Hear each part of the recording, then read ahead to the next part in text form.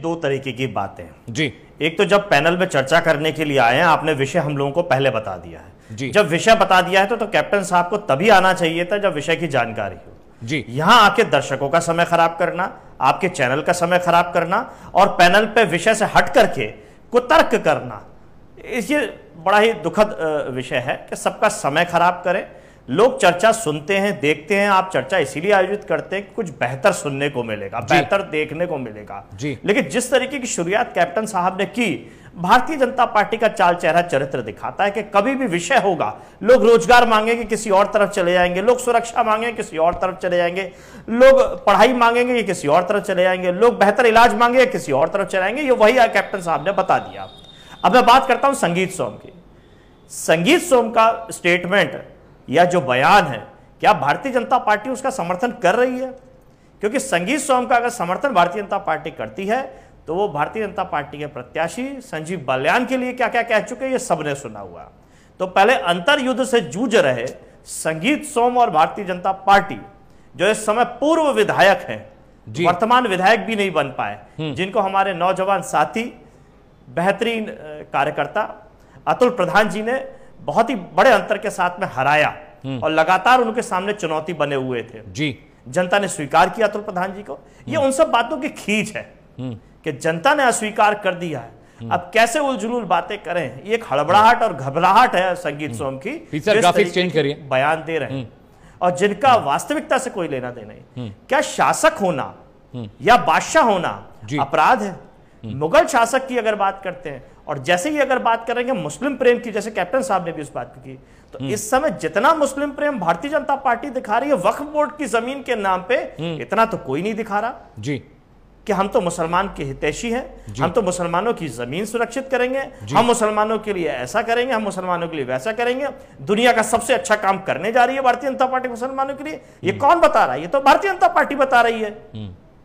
तो फिर मुस्लिमों से इतना प्रेम, जो सवाल हमसे किया जा रहा है वर्तमान समय में, तो भारतीय जनता पार्टी से करना चाहिए। तो किसी मुसलमान ने यह नहीं कहा कि हमारी वक्फ बोर्ड की संपत्ति जो है उसको आइए और देखिए, उसकी जांच कीजिए, उसका रजिस्ट्रेशन कीजिए और हमारे धार्मिक मामलों में हस्तक्षेप कीजिए। लेकिन भारतीय जनता पार्टी तो जबरदस्ती कर रही है और जबरदस्ती इस स्तर तक कर रही है कि वो ये भी कह रही है कि हम मुसलमानों के हितैषी हैं। मतलब जिसके हितैषी है उसने बुलाया नहीं और जबरदस्ती हितैषी बनने की कोशिश कर रहे हैं। जिस तरीके से किसानों के लिए किसान बिल लेकर के आए थे, ये वही भारतीय जनता पार्टी है जिसके लिए भी चीजें, व्यापारियों के लिए जीएसटी लेकर के आया, 300 दिन में 300 अमेंडमेंट्स, नोटबंदी के समय रोज अमेंडमेंट्स, रोज शाम को एक नया नियम। तो ये बिना तैयारी के, बिना किसी योजना के चीजें ले आते हैं, उसका खामियाजा जनता को भुगतना पड़ता है, प्रदेशवासियों को, देशवासियों को भुगतना होता है। जिस तरीके से इन्होंने बताया, मूलभूत सुविधाओं से हट करके ये केवल ध्यान भटकाने की योजना है। कैप्टन हमारे साथ वर्ल्ड क्लास चिकित्सा सुविधा देने की बात की थी झांसी में, वो नौनिहाल जिनकी आंखें नहीं खुली थी, जिनका नामकरण संस्कार नहीं हुआ था, जो हिंदी रीति रिवाज में एक बड़ा संस्कार होता है, हिंदू नामकरण संस्कार नहीं हुआ, उनका इन्होंने अंतिम संस्कार कर दिया। यह भारतीय जनता पार्टी की सरकार है जो केवल मारना जानती है। ठीक है जिनके साथ कैप्टन हमारे साथ जुड़ गए, उसको मार देगी और जिनके साथ खड़ा होगा। ठीक है यश मैं आपके पास आ रहा हूं, यश मैं आपके पास आ रहा हूं, प्लीज अलाउ मी, मैं आपके पास आ रहा हूं। कैप्टन आई, बड़ी स्पष्ट सी बात है, देश का सबसे बड़ा चुनाव हुआ जी, और देश के सबसे बड़े चुनाव में उत्तर प्रदेश जो संख्या और सीटों के हिसाब से सबसे बड़ा राज्य है जी, जनता ने नंबर 1 पार्टी समाजवादी पार्टी को बनाया जी, और जो नंबर 1 पार्टी थी भारतीय जनता पार्टी, उसको नंबर 2 की पार्टी बना दी जी। और यही घबराहट है भारतीय जनता पार्टी के अंदर कि अब करें तो करें क्या। हम 8 साल से सरकार में नहीं है, लेकिन ये केंद्र और राज्य की जो डबल जीरो की सरकार है, जो 2 जीरो मिला करके 8 हो गए हैं, इन 8 सालों में कोई डबल विकास करके नहीं बता पाए। हम एक्सप्रेसवे से तुलना करते हैं, एक बेहतर एक्सप्रेसवे बनाया तो ये बुंदेलखंड का एक्सप्रेसवे बताते हैं, जो एक्सप्रेसवे के नाम पे बड़ा एक झूला बना दिया कि बच्चों को बहलाने के लिए अगर झूला झूलाना हो तो उस एक्सप्रेसवे पे चला सकते हैं, झूले का आनंद ले सकते हैं। लखनऊ राजधानी के अंदर विकास नगर, उस विकास नगर में ऐसा विकास दिखता है कि चलती हुई गाड़ियां उसके अंदर गड्ढे में घुस जाती हैं। राजधानी के अंदर जगह जगह गड्ढे हो जाते हैं, इतने बड़े गड्ढे हो जाते हैं कि 4 व्हीलर गाड़ियां उसके अंदर घुस जाती हैं। हम बात करते हैं मेट्रो की, कि रिकॉर्ड समय के अंदर हमने मेट्रो चला करके दिए, 5 करोड़ पौधे लगा के दिए, 18 लाख से अधिक लैपटॉप दे करके दिए बच्चों को, गोमती रिवरव्यू जैसा रिवरव्यू बनाया, लखनऊ राजधानी में जो हेरिटेज बिल्डिंग्स हैं, जो पुरानी बिल्डिंग्स हैं, उनको सौंदर्यकरण किया, जिससे लखनऊ राजधानी खूबसूरत हुई। और भी तमाम, चाहे आप आगरा की बात करें जिसके ताज नगरी को बेहतर किया, जहां पर्यटन आते हैं जी। हम अगर आध्यात्मिक की बात करें तो आध्यात्मिक के लिए चाहे चित्रकूट की बात करें, चाहे अयोध्या की बात करें, चाहे मथुरा की बात करें, चाहे काशी की बात करें, वहां भी हमने काम किया, लेकिन किसी को उजाड़ने का काम नहीं किया। काशी में जिस तरीके के विकास की बात करते हैं, वहां उजाड़ने का क्या, जब पुराने उजाड़ रही है, जो पुरानी चीजें थी उनको खत्म करने का काम किया। हमारी एक और बात जी जी, अब मथुरा में ये क्या करने जा रहे हैं कि जितने भी मंदिर हैं, जितने भी मठ हैं, हम सरकार के अधीन लेके आएंगे। आप लेके आइए सरकार के अधीन। अगर आपको लाना है तो सबसे पहले गोरखपुर का वो मठ लेकर के आइए जो योगी आदित्यनाथ का संचालन में चल रहा है, उसको सरकार के अधीन लेकर के आई है, तब आपकी नीति और नियत समझ में आएगी। आपकी नीति और नियत बड़ी झोलमोल वाली है। क्या आप दूसरों को खत्म करना चाहते हैं जो आपके सामने किसी भी रूप में प्रतिद्वंदी है? आप राजनीतिक प्रतिद्वंदी को खत्म करेंगे, पुलिस को करप्ट बनाएंगे। आप देखिए बनारस के अंदर, क्योंकि बिहार में शराब पूरी तरीके से प्रतिबंधित है, तो बनारस का पूरा एक थाना जो सीमावर्ती क्षेत्र में आता है, वो पूरा शराब माफिया बना था। पूरे के पूरे थाने को सस्पेंड करना पड़ा। गोरखपुर के अंदर व्यापारी व्यापार करने आता है, उसको होटल के अंदर पुलिस घुस के मार देती है, केवल इसीलिए कि वसूली नहीं दी उसने व्यापार में हिस्सा नहीं दिया। हमारी पुलिस को इस कदर करप्ट बना दिया है, भ्रष्टाचारी बना दिया है। और आप देखिए लखनऊ के अंदर आईएएस फरार है, उत्तर प्रदेश के अंदर आईपीएस अधिकारी फरार है। तो ये आईएएस अधिकारी, आईपीएस अधिकारी और तमाम अधिकारी जो फरार हैं, तो ये भ्रष्टाचार का प्रमाण है कि किस तरीके से भारतीय जनता पार्टी की सरकार में भ्रष्टाचार चल रहा है और किस तरीके से अंतर्युद्ध चल रहा है। बिजली मंत्री जो आर.के. शर्मा जी हैं, वो अपने गृह जिले मऊ में 8 साल का 00 का उत्साह बनाने जाते हैं और उनकी गृह विधानसभा में, गृह जिले में ही उस उत्साह में बिजली चली जाती है। वो अपने चप्पल जो ढूंढने का काम करते हैं, वो भी मोबाइल की लाइट से ढूंढने का काम करते हैं। चलिए जवाब ये कहते हैं हमने ऊर्जा के लिए काम किया। 8 साल पहले माननीय अखिलेश यादव जी के नेतृत्व में बिजली उत्पादन के क्षेत्र में जो आखिरी कदम उठाया गया था, उत्तर प्रदेश की जनता को बिजली उसी के माध्यम से मिल रही है। कोई नया उत्पादन इन्होंने करने का काम नहीं किया, ना कोई इस पर काम किया। इसीलिए अब बिजली के लिए त्राही त्राही मच रही है, चाहे बड़े शहर हो चाहे छोटे शहर हो, सब जगह जम करके बिजली कटौती हो रही है। और अगर ये बिजली के लिए कोई बेहतर काम कर पाए तो पहले कार्यकाल में योगी पार्ट 1 में जो मथुरा के विधायक हुआ करते थे, उनको क्यों ऊर्जा मंत्री दोबारा रिपीट नहीं किया अगर उन्होंने बेहतर काम किया था? तो ये सारे प्रश्न अपने आप में दिखाते हैं कि ये 00 की सरकार, केंद्र की मोदी सरकार और राज्य की योगी सरकार 00 सरकार है, जो जनता को कुछ दे नहीं पाई। न शिक्षा के माध्यम से केंद्रीय मंत्री जयंत चौधरी जी ने सदन के अंदर यह बताया कि शैक्षणिक सत्र 24-25 के अंदर पूरे देश के अंदर 11 लाख बच्चों ने स्कूल छोड़े हैं, 11 लाख बच्चे स्कूल नहीं जाते हैं। उसमें सर्वाधिक संख्या उत्तर प्रदेश की है, 8 लाख बच्चे। यानी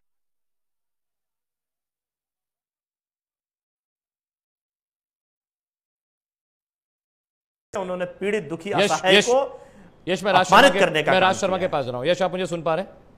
जी ठीक है अमित जी, पहले लगातार मैं सवाल पूछ रहा हूं, उस सवाल का जवाब मुझे जरूर दिलवा दीजिए। जी पूछें। संगीत सोम जो कह रहे हैं कि वो भारतीय जनता पार्टी का बयान है, एक बात। ठीक। दूसरी बात, संगीत सोम जो संजीव बालियान के लिए कहते थे, अगर ये बयान से भारतीय जनता पार्टी इत्तेफाक रखती है तो फिर उसको संजीव बालियान के लिए जो वो कहते थे उसके लिए भी इत्तेफाक रखना पड़ेगा। जी, क्योंकि संगीत सोम अगर इतने बड़े नेता हैं कि वो जो कहेंगे वो भारतीय जनता पार्टी की लाइन रहेगी, तो उन्होंने जो संजीव बालियान के लिए कहा है, जिस तरीके से भारतीय जनता पार्टी को खत्म करने की बात कही है, तो फिर वो बात माननी पड़ेगी। दूसरी बात, जब भी आपने अभी भारतीय जनता पार्टी के प्रवक्ता साथी करी है, बार बार राम मंदिर पे चले जाते हैं, बार बार ये अयोध्या की बात करने लेते हैं। तो जनता ने स्वीकार कर लिया ना अयोध्या में, लोकसभा चुनाव में दे दिया आशीर्वाद, आपको अस्वीकार कर दिया, उसके बाद भी आप बात करते चले जा रहे हो। जनता के परिणाम को तो स्वीकार कर लीजिए। तीसरी बात, ये कह रहे हैं कि राम मंदिर के दर्शन करने नहीं गए, प्रभु राम के दर्शन नहीं किए। देश की लगभग 140 करोड़ आबादी में से अभी बहुत सारे लोग राम मंदिर नहीं गए होंगे, प्रभु राम के दर्शन नहीं किए होंगे जी। तो क्या सब लोग खराब हो गए? क्या सबको अस्वीकार करती है भारतीय जनता पार्टी? तो ना मांगे वोट और ये अपील कर दे कि जिन लोगों ने प्रभु राम का आशीर्वाद नहीं लिया है, दर्शन नहीं किया है, वो भारतीय जनता पार्टी को वोट ना दे। ये अपील करें आर.के. सिंह भदौरिया जी आपके चैनल के माध्यम से। जब वो अखिलेश यादव जी को या समाजवादी पार्टी के लोगों को खराब बताते हैं, इस बात पे उनका तर्क ये है, कुतर्क है जो पूरी तरीके से, कि राम मंदिर जी के दर्शन नहीं किए, प्रभु राम के दर्शन नहीं किए। प्रभु राम के दर्शन नहीं किए, प्रभु राम के मंदिर का निर्माण ही अभी अधूरा है जी। आपने पहली बारिश में पानी चूक गया वहां पे, भगवान हनुमान जी की वहां पे मूर्ति खंडित हो गई, तो आपने लोगों को मोबाइल ले जाने से प्रतिबंधित कर दिया। वहां जिस तरीके से रेलवे स्टेशन की बाउंड्री वॉल टूट गई, जिस तरीके से वहां लाइटें चोरी हो गई जो करोड़ों की लागत से आपने लगाई थी, तो जो विकास है वो दिख रहा है। लेकिन उनसे मुद्दा हटा करके आपको कहना सरयू नदी का पानी लाल कर दिया, झूठी बातें कर दी हैं। राम जो कार सेवक थे उन पर गोली चलवा दी। अरे कार सेवक पे गोली चला दी जब मामला कोर्ट में था और सब लोग इस बात के लिए एक राय थे कि जो भी कोर्ट से निर्णय आएगा हम एक साथ हैं, और हुआ भी वो। जब कोर्ट का निर्णय आया किसी ने विरोध नहीं किया, किसी समुदाय ने, किसी राजनीतिक पार्टी ने, किसी ने विरोध नहीं किया, और राम मंदिर, प्रभु राम का मंदिर जो है वो निर्माण हुआ। लेकिन भारतीय जनता पार्टी की राजनीति खत्म हो रही है, तो पुरानी बातें, झूठी बातें कुरेदनी है। आज जो प्रभु राम मंदिर निर्माण समिति के अध्यक्ष हैं, जिसको भारतीय जनता पार्टी की सरकार ने बनाया है, वो उस समय प्रमुख सचिव थे जिस समय गोली कांड हुआ था। तो अगर श्रद्धेय नेताजी को आप अपराधी मानते हो, समाजवादी पार्टी को अपराधी मानते हो, तो इस समय जो प्रभु राम मंदिर निर्माण समिति के अध्यक्ष जिसको भारतीय जनता पार्टी की सरकार ने बनाया है, उनको भी उतना ही दोषी मानना चाहिए, अध्यक्ष पद से तत्काल हटा देना चाहिए। और हमने तो अभी देखा कि राम मंदिर निर्माण में ही घपला आ गया, पॉइंट टेकन, आ गया, जमीन में घपला आ गया, पॉइंट टेकन, इसको पकड़ा भारतीय जनता पार्टी। कैप्टन सिंह भदौरिया जवाब दीजिए। यश जो सवाल पूछे हैं, भी घोटाला, भ्रष्टाचार, बिल्कुल जवाब ले रहा हूं। यश भारती जी ने जो सवाल पूछे, कैप्टन भदौरिया एक एक करके जवाब दीजिए, जनता भी जानना चाहती है सर, जवाब दीजिए। मैं आ रहा हूं राज शर्मा, आ रहा हूं। कैप्टन साहब देखिए, के पास आप जब इनके पास कुछ नहीं है तो प्रमुख बताएंगे किसी, अरे मुख्यमंत्री बागडोर कौन संभाल रहा था बागडोर? मुख्यमंत्री संभाल रहा था, संभाल रहा था। तो ये भागेंगे उधर बात करते हैं। अरे अखिलेश सरकार ने, मैं खुद उत्तर प्रदेश आप श्री राम मंदिर निर्माण समिति का अध्यक्ष जिसको बनाया नृपेंद्र मिश्रा जी को, उनका स्टेटमेंट तो सुन लीजिए, उन्होंने क्या कहा है ये तो सुन लीजिए, कि केवल भौकाल मचाते रहेंगे, हड़बड़ाते रहेंगे। यश भारती जवाब ले लेते हैं, जवाब ले लेते हैं, फिर मैं आपके पास आऊंगा। जी भदौरिया साहब जी, आपने जो भी बोला, जो भी झूठ बोला, सच बोला, मैं बीच में नहीं बोला हूँ। जब हमें कहा गया कभी बोल रहा हूँ, तो थोड़ा मैं गुंजाइश रखा करो। तुमने समाजवादी वाला जो आपका जो कैडर है स्वीकार करे भारतीय जनता पार्टी। दुनिया को मालूम है कि समाजवादी का कैडर जो है ना, गुंडों और बदमाशों का कैडर रहा है। इसमें अतीक अहमद रहे, मुख्तार अंसारी रहे। आपको कुछ नहीं मिला तो गुंडे बदमाश की बात करते रहेंगे। माननीय अखिलेश यादव जी गुंडे बदमाश हैं क्या? कौन सा आपराधिक मुकदमा है उनके ऊपर? श्रद्धेय नेताजी क्या गुंडे बदमाश थे क्या? उनके ऊपर कोई आपराधिक मुकदमा था क्या? आपके सामने यश भारती खड़ा है क्या गुंडा बदमाश है क्या? कोई आपराधिक मुकदमा है क्या? तो आप बताइए ना प्रामाणिक तौर पे। मैं तो 3 नाम और भी बता देता हूँ नाम आपको। गुंडे बदमाशों की अगर श्रृंखला की बात करेंगे तो योगी आदित्यनाथ जी का जो हलफनामा है, जो सांसद के प्रत्याशी के रूप में या मुख्यमंत्री बनने से पहले जो उन्होंने हलफनामा दिया, उसको देख लीजिए। गुंडे बदमाश उनको कहते हैं, हिस्ट्री शीटर उनको कहते हैं, जिनके ऊपर 10 से अधिक मुकदमे हो, उनको पुलिस हिस्ट्री शीटर मानती है और न्यायालय उनको जिला बदर करता है, जिले में रहने लायक भी नहीं समझता। जिनको आपने मुख्यमंत्री बनाया, जिनको आप योगी कहते हैं आदित्यनाथ जी को, इनको गुंडा बदमाश कहा जाता है। आपने उप मुख्यमंत्री जिनको बनाया केशव प्रसाद मौर्य जी, उनके ऊपर कितने मुकदमे? सब जवाब दीजिए ना, उनको अपराधी कहते हैं। उनको यश भारती 1 मिनट, यश भारती 1 मिनट। आई के भदौरिया जवाब दीजिए, आई के भदौरिया जवाब दीजिए, ये डिबेट ही हो रही है। बोल के दिखाएं, मैं इनको चुनौती देता हूँ, बोल के दिखाएं दोनों के दोनों। मैं इनके बीच में नहीं बोला है। अरे तो आप जवाब नहीं देंगे तो आपसे सवाल करेंगे, सवाल का आप जवाब नहीं दोगे। इनकी औकात यही है, इनके पास कहने को कुछ नहीं है। गमार बेशर्म लोग हैं, शर्म नहीं आती इनको। अपना गवार यानी ग्रामीण लोगों की बेइज्जती करोगे आप? गवार किसको समझते हो आप? बोलिए, अपील कर दीजिए, गवार लोगों से वोट नहीं लेंगे। अगर हमें आप गवार कह रहे हो तो कह दीजिए गवारों से वोट नहीं लेंगे। बोलिए ना आईपी सिंह जी, भारतीय जनता पार्टी अब गवारों से वोट नहीं लेगी। जो ग्रामीण क्षेत्र में रहते हैं, जिनको आप गवार कह रहे हो, उनसे अब भारतीय जनता पार्टी वोट नहीं लेगी। अपील करिए। इतनी गवारों से नफरत है आपको, ग्रामीण क्षेत्र में रहने वालों को से नफरत है। कैप्टन साहब अपील कर दीजिए भारतीय जनता पार्टी की तरफ से। उनको गवार कह रहा हूं जो कांग्रेस ना ग्रामीण परिवेश में, ग्रामीण वेशभूषा में, ग्रामीण तरीके से जो लोग रहते हैं, आप उनको इंगित करके गवार कह रहे हैं। अशिक्षित जो भारतीय जनता पार्टी की सरकार में शैक्षणिक सत्र 2024-2025 में जो 11 लाख देश के अंदर जो बच्चे स्कूल नहीं जा पा रहे, जिसमें से 8 लाख लोग उत्तर प्रदेश में, आप उनको गवार कहने का काम कर रहे हैं। तो ये फड़फड़ा रहे हैं, आज इनको फड़फड़ा रहे हैं, सत्ता से दूर हैं और इन्हें मालूम है सत्ता ना अब केंद्र में मिलने वाली है और ना उत्तर प्रदेश में। जनता ने अस्वीकार आपको किया देश के सबसे बड़े चुनाव में। आप कह रहे हो हम फड़फड़ा रहे हैं, हम तो जिम्मेदारी महसूस कर रहे हैं कि जनता सरकार पर भरोसा नहीं करती है। अमित जी आप देखिए, भारतीय जनता पार्टी पर प्रदेश कार्यालय में लखनऊ में अपने रिपोर्टर को भेजिए और समाजवादी पार्टी कार्यालय में अपने रिपोर्टर को भेजिए जब माननीय अखिलेश यादव जी बैठे हो। सबसे ज्यादा सहयोग मानने के लिए कौन जाता है? आम जनता किसके दरबार में है? किससे उम्मीद करती है? किस पे विश्वास करती है? सत्ताधारी दल के पास नहीं जाते जितने माननीय अखिलेश यादव जी के कार्यालय पे जाते हैं। बालू माफिया के कहने पर सस्पेंड किया था, क्या भूल गए आप? और हमने उसे कलेक्टर बनाया है, हमने उसे जिम्मेदारी दी है। करेंगे कैप्टन साहब, और मैं इसीलिए बड़ा शर्मिंदगी के साथ ये कहता हूँ, आप फौज के कैप्टन नहीं हो। आप मोहल्ले में जो गिल्ली डंडा खेलते हैं ना बच्चे, उनकी टीम बना के कैप्टन रहे।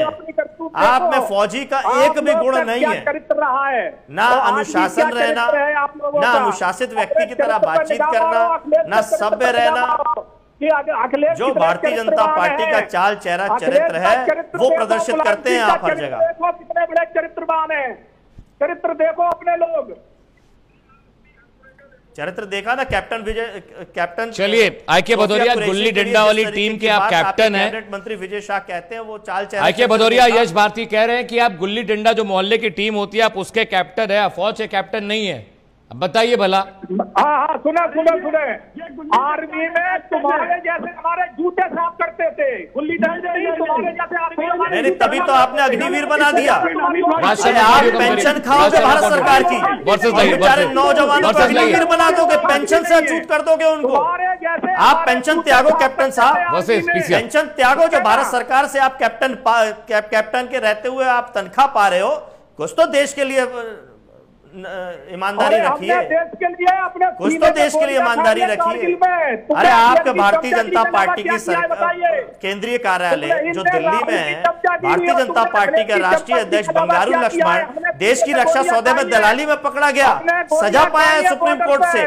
उस पार्टी के सदस्य कैप्टन साहब आप चमचागिरी नहीं करी है तुम्हारी तरह। हमने सीने पे बॉर्डर पे गोलियां खाई है, ठीक है ना? अरे एक गोली का निशान दिखा दीजिए अगर आपने गोलियां खाई हैं, एक गोली का निशान दिखा दीजिए। मुझे तो आपकी बातों से ऐसा लगता है कि आपने गोली देखी भी नहीं होगी। मोहल्ले में जो दुकानों पे गोली मिलती है, देखिए गोली के निशान देखिए, गोली की बात कर रहे होगे, देखिए गोली खाई होगी आपने। गोली के निशान देखिए, देखिए निशान गोली के। अरे साहब वो गोली के निशान दिखाइए भदौरिया साहब, दिखाइए फुल फ्रेम मोहल्ले में। Captain Bhadauria full frame, PCR captain Bhadauria full frame. क्या दिखवा रहे हैं ये? इनकी भाषा से समझ में आ रहा है ये बच्चों की गोली वाली बातें कर रहे हैं, दिखाने में क्या है? देखिए इनकी तरह का झूठा हम पर आ रहे हैं। परमवीर चक्र योगेंद्र यादव को देखिए, 19 साल की उम्र में कितनी गोलियां खाई हैं। देखिए गोली खाना क्या होता है, तुलना कीजिए जाकर के उन नौजवानों से। आपने अग्निवीर बना दिया।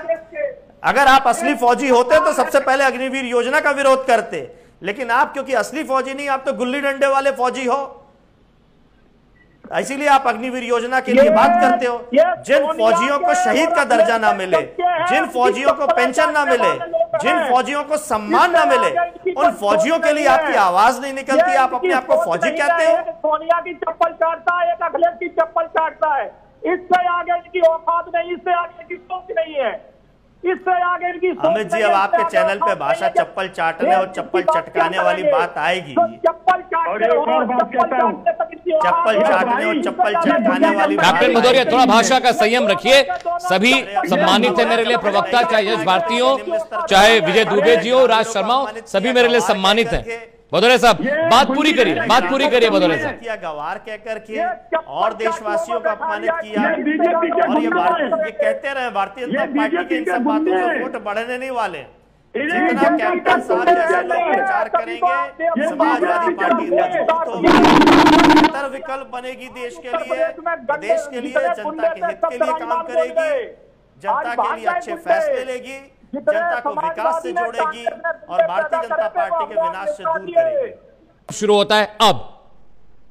भारतीय जनता पार्टी के संगीत सोम ने जिस तरीके की भाषा शैली कहकर के बातचीत करी है, जिस तरीके से माननीय अखिलेश यादव जी ने एक नई अवधारणा लिखी है पीडीए की, जिसमें जी। पीड़ित, दुखी, असहाय के लिए एक नेतृत्व तैयार किया है जो उन सबके लिए लड़ सकता है, उनकी बात रख सकता है, उनके लिए काम करने के लिए तैयार है और काम कर रहा है। और जनता ने स्वीकार किया देश की सबसे बड़े चुनाव में, लोकसभा चुनाव में उत्तर प्रदेश की नंबर 1 पार्टी बना करके। लेकिन संगीत सोप क्योंकि खुद पूर्व विधायक है और अब कभी विधायक बनने नहीं जा रहे हैं, तो हताशा और निराशा है। खुद अपने नेता संजीव बलियान के लिए वो अपमानित शब्द इस्तेमाल करते हैं, भारतीय जनता पार्टी के लिए अपमानित शब्द करते हैं।